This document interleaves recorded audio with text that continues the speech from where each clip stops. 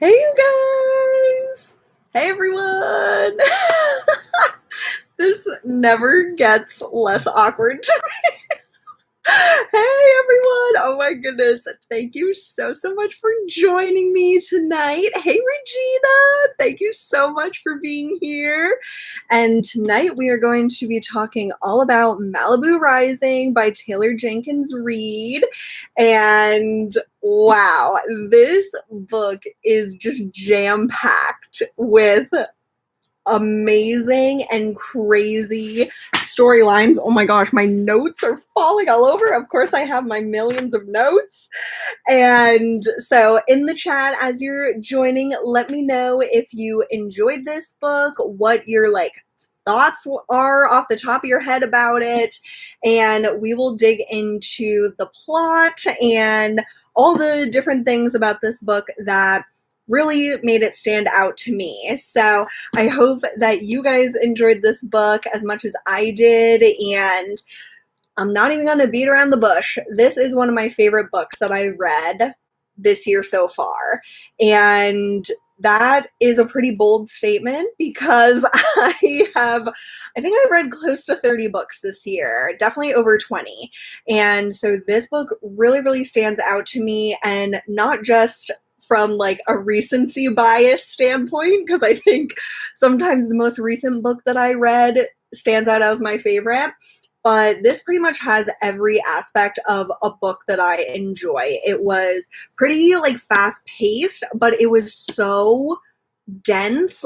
Every single page, every single word was meaningful and purposeful, and I just really love this. So absolutely enjoyed every single second of it, and I hope you guys did too. So let me know in the chat what your thoughts were about it. Is it one of your favorites? Were you just like, it was okay, or did you dislike it? I would love to know that as well. So we have Regina here and Celestine. Oh, thank you so much. You've been here since my candle collection days. That is a long time, and I appreciate you hanging in there with me over the past, that's probably 5 or more years ago. So thank you so much. And also, if you guys haven't read other books by Taylor Jenkins Reid, she actually has quite a few. So I hope that my internet hangs, but I'll close out of my other tab. So anyway, let me know your thoughts as you're watching and commenting. So we are going to dig into some of the things that I had written down. And if you guys have certain plot points or questions that you had that really stuck out to you, let me know in the chat and we will discuss those, because there's so much going on here. I could have written literally a 10-page paper on this, but I just tried to boil it down to the parts that really stood out to me. So I always like to start out with, did you enjoy this book? Did it surprise you? What kind of feelings were you left with from this story? And as I mentioned, I absolutely love this book, and I just thought it was such a well-rounded story, and you could tell that the author really understood her characters. She could tell all their backstory, and it made perfect sense with who they are in the present day of the story. So I just thought it was so well done, and I really cared about these characters, which I think is a testament to the author and how well the book is written, because if you care about the characters, I feel like the author did a pretty great job at capturing the struggles that they went through and just what about them made them human. So I absolutely love this. Did you have a favorite character? There were quite a few characters, even just amongst the Riva family. There were 4 siblings, and then of course June, the mother, and Mick, the never there father. And we had a lot of more side characters, especially near the end of the book. So I was really invested in everyone's story, especially the Riva kids.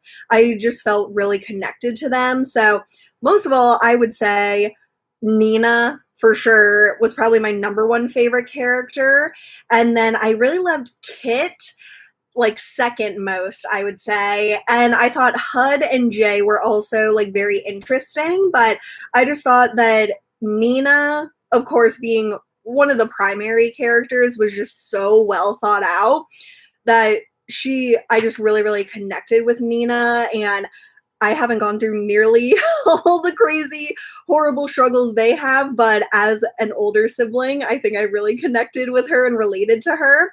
So I really, really enjoyed Nina's character, and just the way that her whole story ended up, like with her finally putting herself first or doing something that she's always wanted to do, was so inspiring, and I seriously want a sequel. Like, that is how much I love these characters, that I would easily, like tomorrow, buy a sequel to this book if it was available. So I really hope that Taylor Jenkins Reid considers that. I know she hasn't really done sequels to her other books, but I think this family just like lends itself to wanting to know what they do next, because not that it was on like total cliffhangers, but they were all like moving on to like that next phase.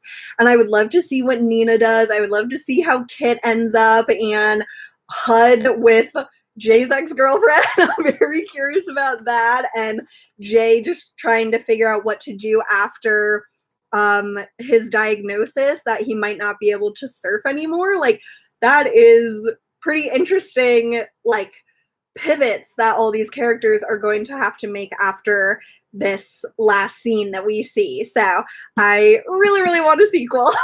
If we can get one, I would love that. Oh my gosh, Ellie, thank you so much for being here. Oh my gosh, I love you, Elle, so much. Thank you. Oh man, you have to read this book though. I bet you would love it. It is so good. So as mentioned, there is just so much that happens in this story. So what I tried to think about, and what I would love you guys to put in the comments, is what parts most stand out to you about the book? Like, what plot points when you're thinking back on the story? Like, literally every single page, something kind of crazy happens or very like poignant. But when you think back to like the book as a whole, what really stands out to you? So I'll dive into some of the things that I like really remember vividly from the book, but I would love to hear yours, and we can like dive into those as we get there. So obviously so much happens with like June and Mick like falling in love and getting married, and her just wanting to have a completely different life than she had with her family, with their like restaurant. And then of course we see that Mick is not a faithful husband, especially as his fame continues to grow and he goes on tour. Like, he's just an absent husband and ends up being a very absent father. So probably the very first thing that made my jaw drop at this book was when June opens her front door to this other woman, and this other woman hands her this baby and is like, I can't raise him. Like, there's nothing, like, I just can't deal with this. Here you go. And it's not my problem. It's Mick's problem. It's his son. Like, that just blindsided me. Like, I knew he was potentially sleeping around and all of that, but to have it confirmed in such a painful and real way, like, can you imagine literally just minding your own business, taking care of a young daughter and then a baby boy, and opening the door and being handed another kid that, like, you can't just get rid of him, you know? And I just loved how June was, like, so blindsided by this, of course, and so mad at her husband, but so loving and just such a wonderful person that she was like, you're not my child, but you will be mine now. And I will raise you just as if you were my own. And I just thought that was so beautiful. And I just really respected her so much, even more after that. But yeah, that like whole scene, I just can't imagine anything like that happening. And then when he shows up again and she tries to close him out of the door, and of course she lets him back in. We just hate Mick, don't we? But June is pretty awesome, and that moment with like HUD coming into their life like that really, really stands out to me. And then I saw Regina's comment of June's alcoholism and death being like a really standout moment. And that's what I also had written down, was June's like decline and reliance on alcohol, and just like the pain that she was going through. And like she had to take care of her children, but she was just like not fully herself, of course. And her alcoholism led to her very, very sad death, that I feel so horrible for Nina for so many reasons, but finding her mother drowned is seriously heartbreaking. Like there's so many things in this book that like, it is so real, but like I can just not imagine. Like I cannot imagine going through that. And for then like to go through the grieving of losing your mother so like dramatically and suddenly, and then to also become the sole caretaker of your 3 siblings, like Nina is just so resilient and so badass, but like she has no choice, you know? Like it just really showed the difference between her and her father. And I thought at the end of the book, they're like meeting again as adults, and her standing up to him and being like, do you think I wanted to do all this stuff? Do you think I had the capability to do it as like a 13-year-old or 15 or however old she was? Like she had to make ends meet and put food on the table for 4 mouths on like 1 minimum wage job. Like it's just insane that she really, really stepped up at such a young age, despite all odds against her. But Mick having like literally every single thing going for him, including endless amounts of money, he never stood up to take care of his family. And clearly he never like really had a family. Like he probably had, yeah, he had like a million wives, but you never heard him like really taking care of children or like paying child support for anyone. And then we of course meet another character at the end that is probably also one of his children. So that is just insane that like Nina really did what she had to do, but an adult was just so absent and like just didn't care. And oh my gosh, he just makes me so mad. I can't even, like, literally at the end of the book when he's giving his little sob story, I was just like laughing out loud at how just ignorant and selfish Mick was the entire time, probably his whole life, but definitely the entire time after he had children. Like he just didn't really care that he had kids that he should be taking care of. He didn't care enough about his first wife to go to her funeral because he was too sad. Like, don't you think her children are sad, but they have to suck it up and like outlive their mother by so many years and like be orphans basically? Like it's just I hate Mick for so many reasons, and it's so nice to vent to you guys because a lot of times I vent to my family about books I read, but like they don't understand. So if you also hate Mick, let me know in the comments because I totally feel you. And then I kind of already touched on this, but another like really standout moment was Mick arriving at the party. And I kind of forgot about this until just now, but the reason he came to the party was because sorry, I just saw Brandy's comment. Hey Brandy, I almost said Brandy said Kit sent him an invitation, even though there's no invites to this party, but she would send him one every year for the past few years, and he only decided to come this year because I forget if he recently got divorced or something, so he was just lonely. And that's the only reason he went. It was just such a pathetic reason, but he thought so highly of himself. He was like, I'm going to go just because I have nothing else to do, but I'm just such a great dad because I'm going to be in their lives again. And it's like, you suck. There's nothing good about you, pretty much, especially when it comes to being a father. So when he shows up and all hell is breaking loose with Hud and Jay beating each other up, that is actually really hilarious. I love that, that he walks in when that is occurring. And then they go down to the beach, and I was like, oh my god, is this gonna turn into a thriller, with someone murdering someone else and throwing them in the ocean?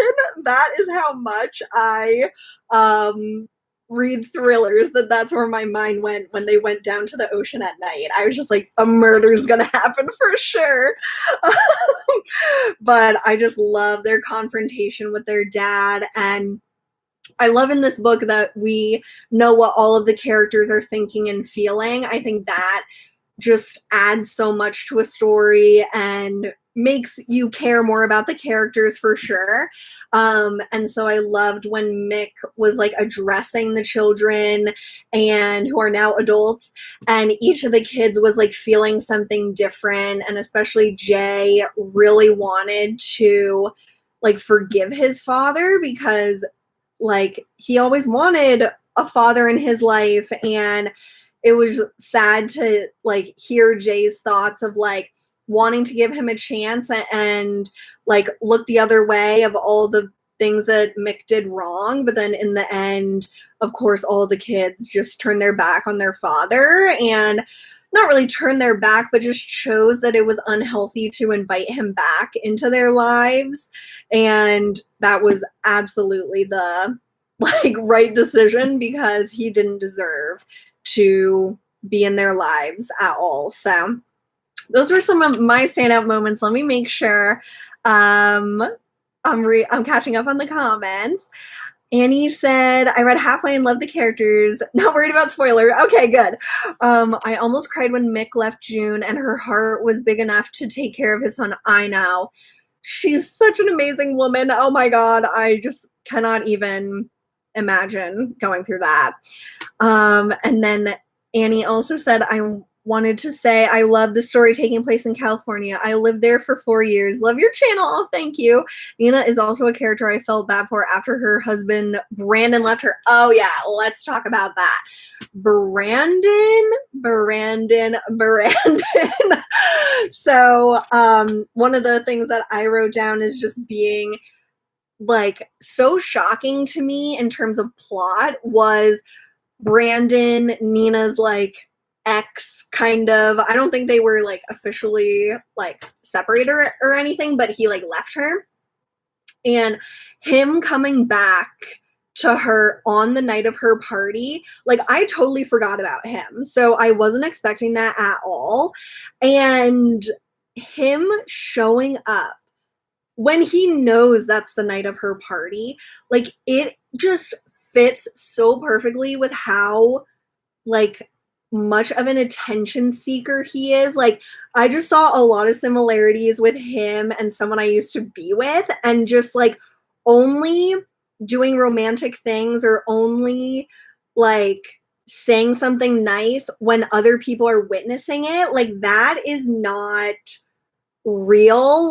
Even if you might feel those things, it's just so fake to only say them when you have an audience and when you know there's witnesses and stuff like that. That is just so cheesy and shady to me, and I just saw so much of an ex of mine in those details.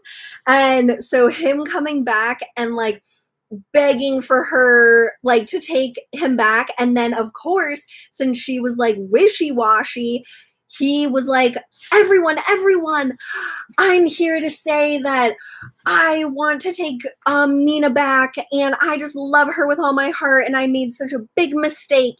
And of course, everyone's like, take him back, which is exactly what he wanted, because he knew that Nina would give in, because it's like such an awkward, embarrassing situation. Like, this is her party, and you're just making such a spectacle out of something that should be private.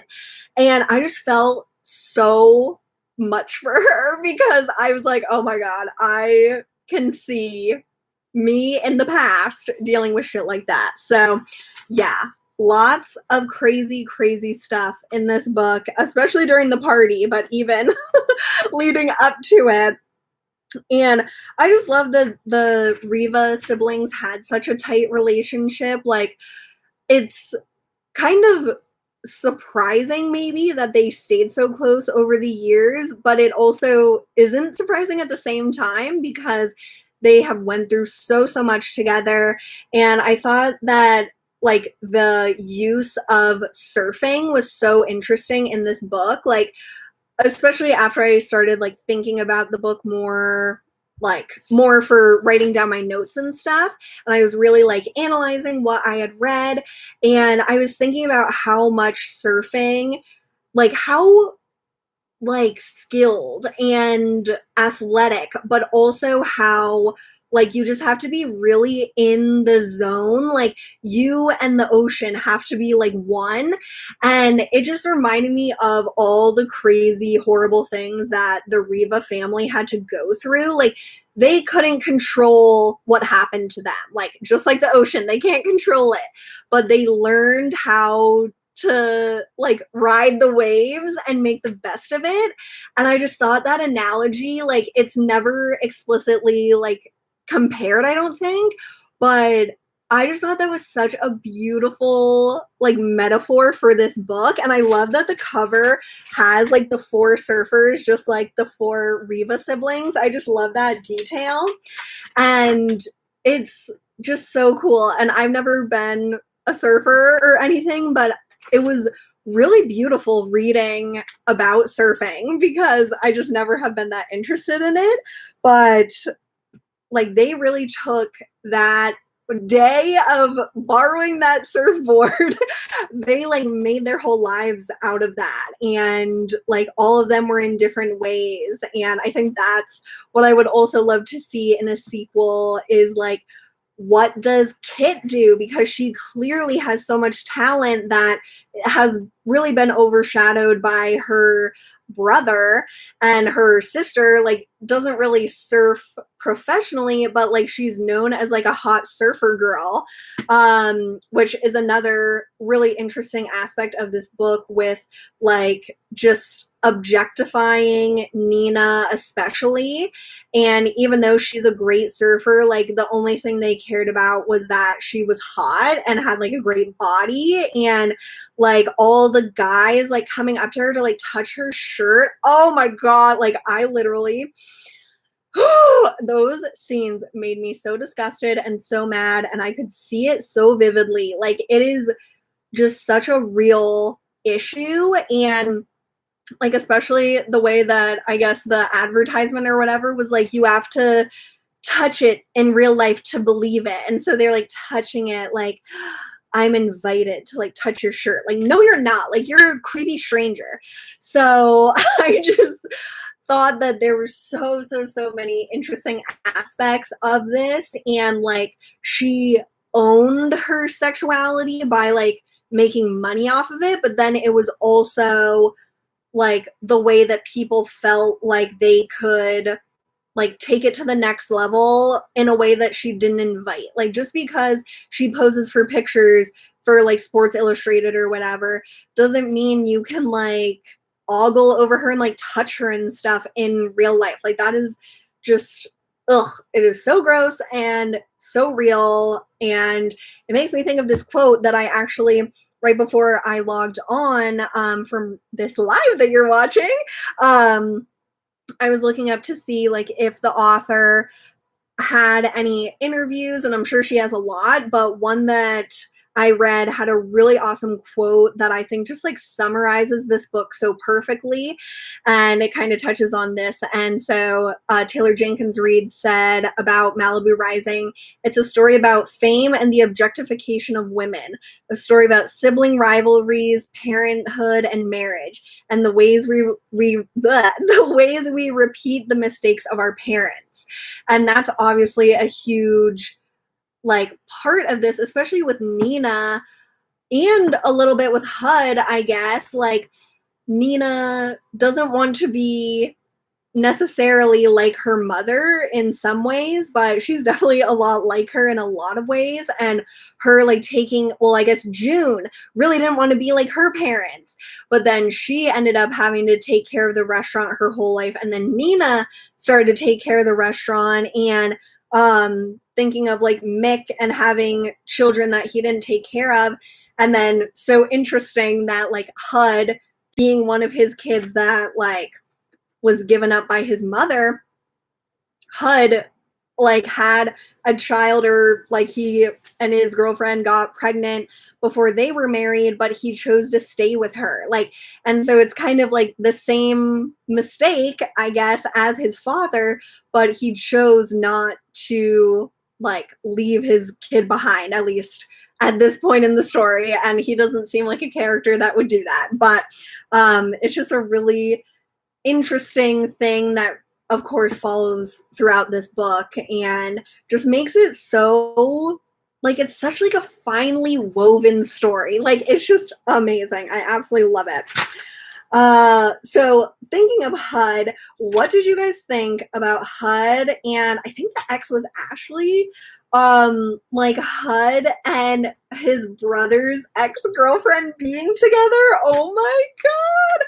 Like it definitely seemed like they like loved each other, but I just like cannot even imagine. And I'm glad in the end, like Jay kind of realized like I didn't really want anything that serious with her. So I guess it's okay that Jay or HUD is like in love with her, because I never loved her like that.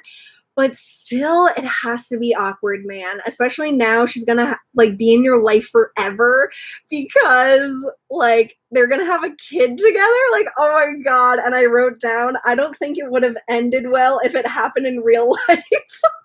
Like, yeah, they beat each other up, which is so realistic.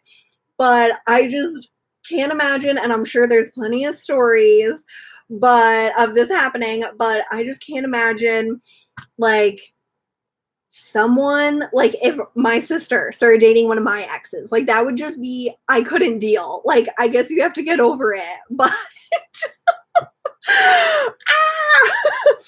and yes, I agree, Regina, he should have told his brother sooner.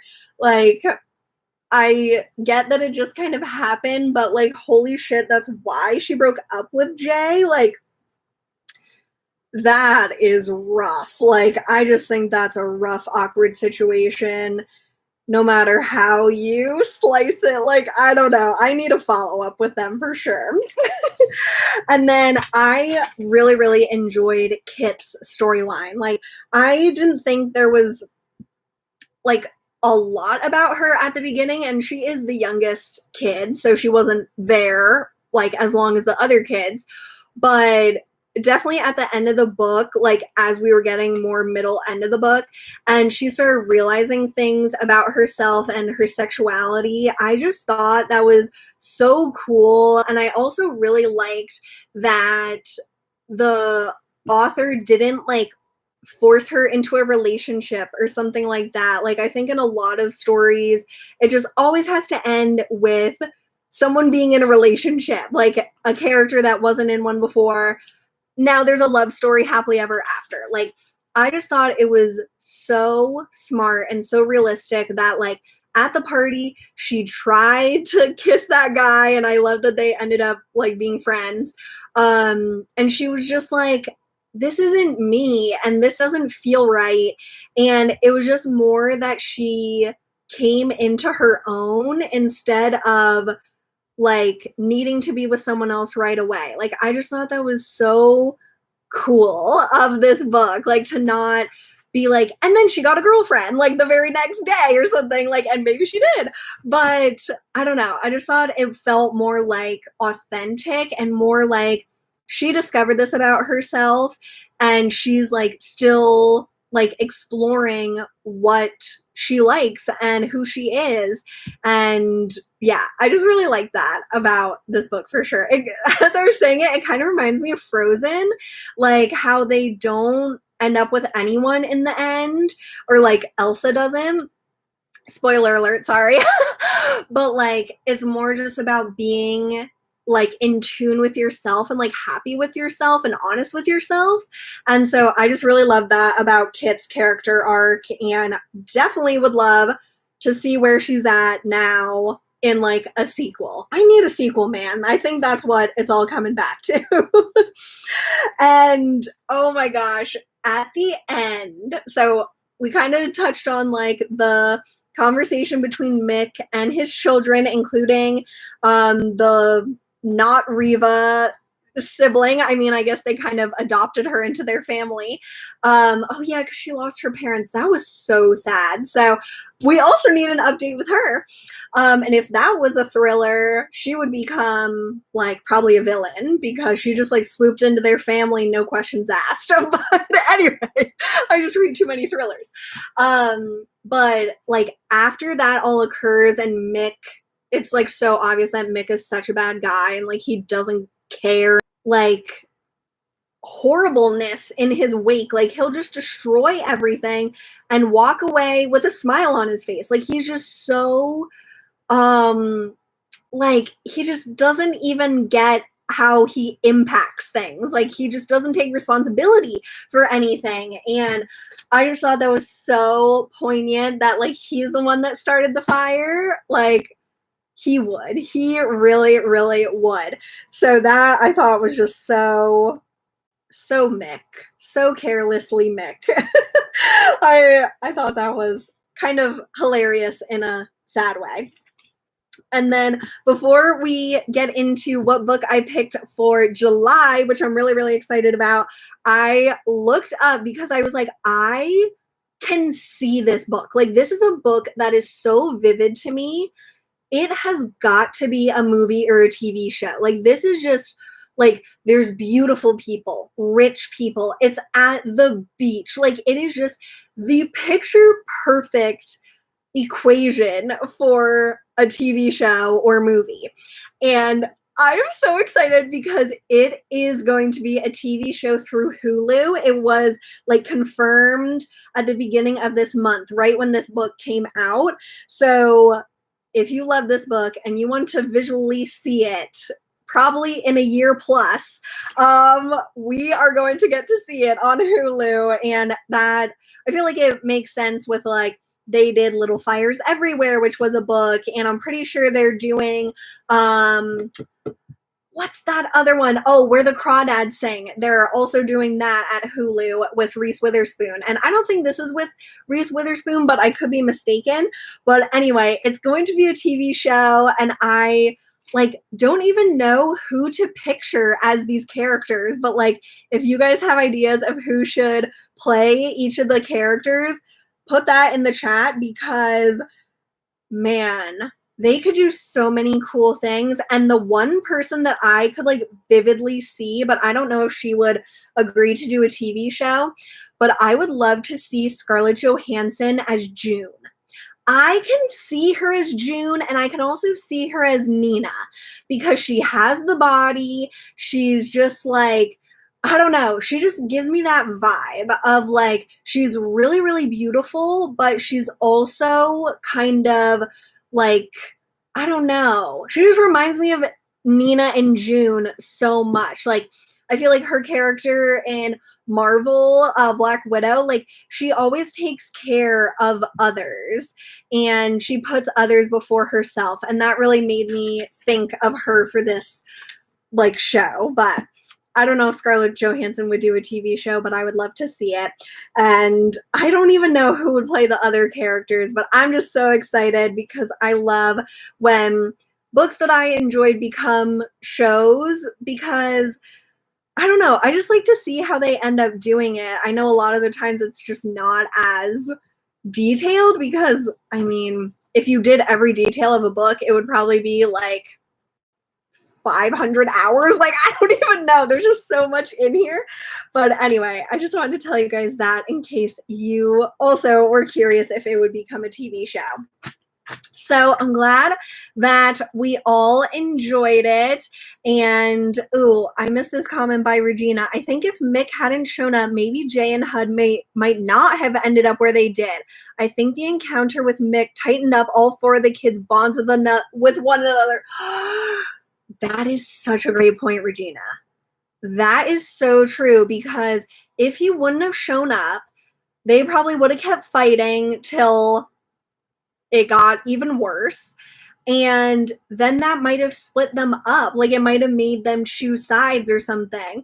But him showing up right at that moment really did bring them together, and all like against the same enemy, basically. Oh my God, that is such a great point. Very, very well said. And that is the perfect place to end this conversation about Malibu Rising. So I hope that you guys enjoyed it. Sounds like you did. And I really think this book that I picked for July is going to be another incredible story. It seems pretty serious and pretty intense, and I feel like I pick a lot of serious books for my book club, but it just gives you so much more to talk about. So the book that I'm choosing for July, drum roll, and of course you guys are the first to know, is Razorblade Tears by S.A. Cosby. And so this is just a short synopsis. So this story is about a Black father, a white father, two murdered sons, a quest for vengeance. Ike and Buddy Lee will confront their own prejudices about their sons and each other as they rain down vengeance upon those who hurt their boys. So it sounds like it'll be a really interesting story about like LGBTQ like rights and how that's perceived. Like, the people that were murdered, I'm pretty sure, were a gay couple, and then their fathers like band together, and like they're different races. And I love how this synopsis said like they confront their own prejudices about their own sons and each other. So it has to do with like so many just interesting topics and very like present day issues as well. So I think that it will be a really good one, and I'm excited to read that. So if you get the books shipped to you when I like select it, I'm going to select that tomorrow, and you can choose whether to like opt out. But that is it for tonight, you guys. Thank you so much for being here and for all of your participation. Thanks so much, Regina, for all of your thoughts. And I just love doing these book clubs, and I can't believe we've been doing it for over a year. So we're just going to keep going, and I can't wait to talk to you guys about Razorblade Tears next month. So I hope you all have an awesome rest of your week, a really great 4th of July weekend if you're in the States, and just a really great weekend if you're wherever in the world that you are. So thanks so much, and I'll see you soon. Bye. Oh, thanks, Regina. See you guys.